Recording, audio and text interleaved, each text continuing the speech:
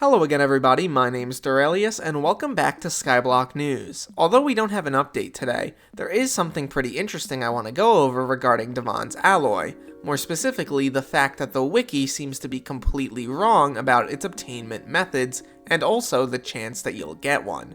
Without any further ado though, let's launch right into this. Starting off, the more clear place to begin is by talking about how to obtain the Divan's alloy, at least based off of the Wiki. Basically, the Wiki states that Divan's alloy has a global drop chance that starts at 1 in 800,000 per crystal nucleus loot bundle. Every 3 Skyblock days, or 1 real-life hour, the global drop chance is multiplied by 10, capping at 1 in 8,000. Whenever a player obtains the alloy, the global drop chance resets back to 1 in 800,000, and the cycle repeats. The alloy is rolled once per loot bundle, as opposed to other items being rolled 14 to 20 times. We're going to talk in a minute about how both of these claims, the global loot chance and also the single roll, seem to be entirely wrong based off of people's experiences and also hard data. Before we continue though, I just want to say thank you to Fox72 for sending me a lot of this data in my Discord, and as well thank you Malworthy, Ninjune, and Stuffy for helping out. Ninjune is responsible for coal weight, Stuffy made a spreadsheet from Ninjune's data, and Malworthy is responsible for the original project alloy. All of this information is super important for helping us actually deduce what is going on with alloy chances, and I do want to make it clear, none of this data is my own. This was entirely found and gotten by other people, so give them the entirety of the credit. Starting off, I'm going to show you guys a graph that Fox made, which specifically shows what would happen based on the Wiki's simulation.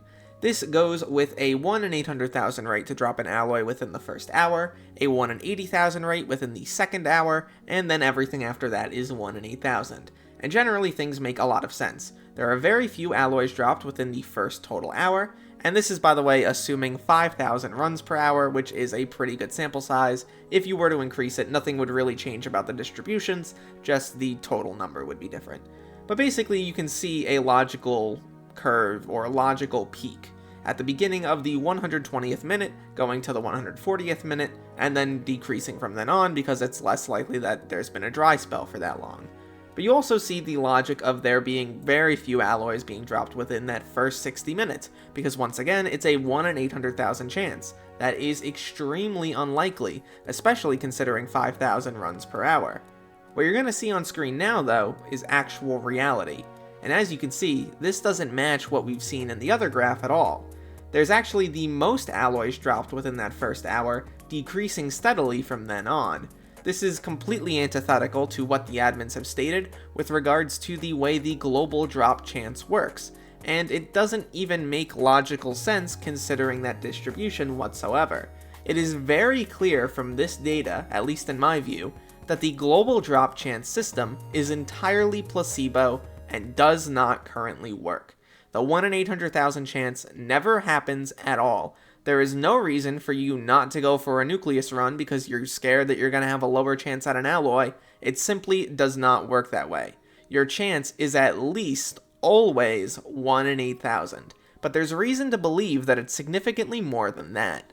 Next up, I'm going to bring up 2 facts. The first fact is that the vast majority of players, at least based on the data collected, have gotten at least 1 alloy by run 1000.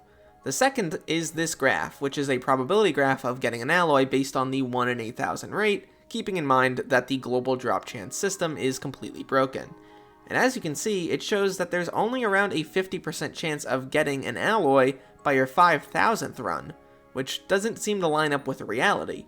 In fact, it doesn't approach 90% until 16,000 runs in, which really doesn't make sense at all. So what's going on here? Well, it's very likely, at least according to Fox and a bunch of other people, that the 1 drop chance per alloy roll, or per nucleus run, doesn't seem to be accurate either. If you do a binomial probability with a 1 in 8,000 rate, rolled 17 or 19 times, which is the average number of rolls per nucleus run, you get an 88 or 90% chance of having dropped an alloy at 1,000 runs, which seems to be much closer to reality. Based on this information, it seems like everything in the wiki with regard to alloy drop rates is totally wrong, which I find pretty interesting. I've reached out to Dio with this information, but personally I don't think the admins are going to be too keen on fixing this anytime soon. And the reason is that it would take the alloy drop, which is already fairly rare, and make it comical to get. It wouldn't even be in the same ballpark of difficulty to obtain. The amount of runs it would take to get one on average would increase by a huge margin, especially considering that for many people they would be subject to the global drop chance system, which would be incredibly annoying to work around.